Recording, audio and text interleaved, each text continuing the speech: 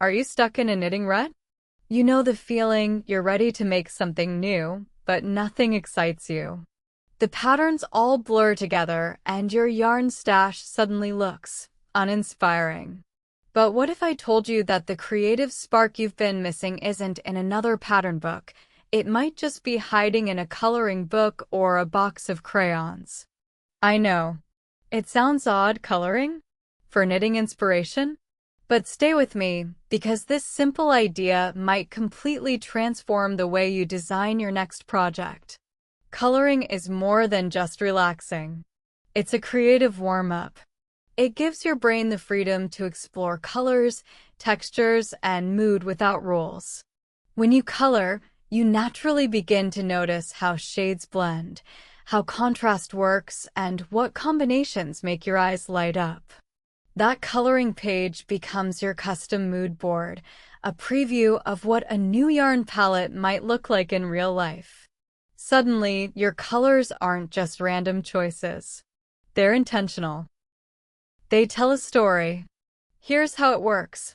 After you finish a coloring page you love, grab your yarn stash or visit your local yarn shop and match skeins to the colors on the page. Look at how they interact. Maybe you'd never think to put coral, mustard, and slate blue together.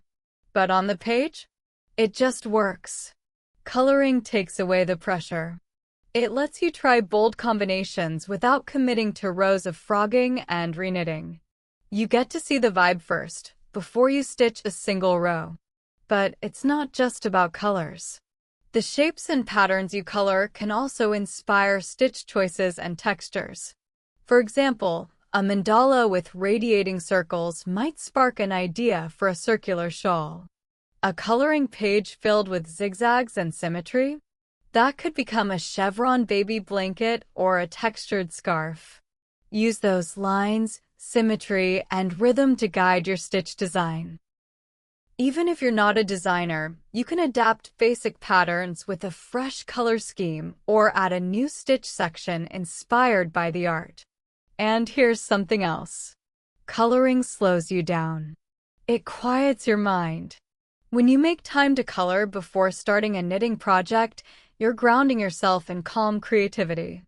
You're reconnecting with why you knit in the first place, not just to finish something, but to enjoy the process.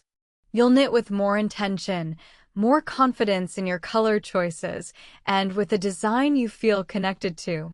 So here's your challenge. Find a coloring page that speaks to you. Color it in with whatever feels right. Then go to your yarn stash or shop for new shades and match your palette. Use that inspiration to guide your next scarf, shawl, hat, or blanket. You might be surprised by what happens when you color first and knit second. The next time you feel stuck, don't flip through another 100 patterns hoping one jumps out. Pick up a crayon or colored pencil, open a coloring book, and color your way to something truly original.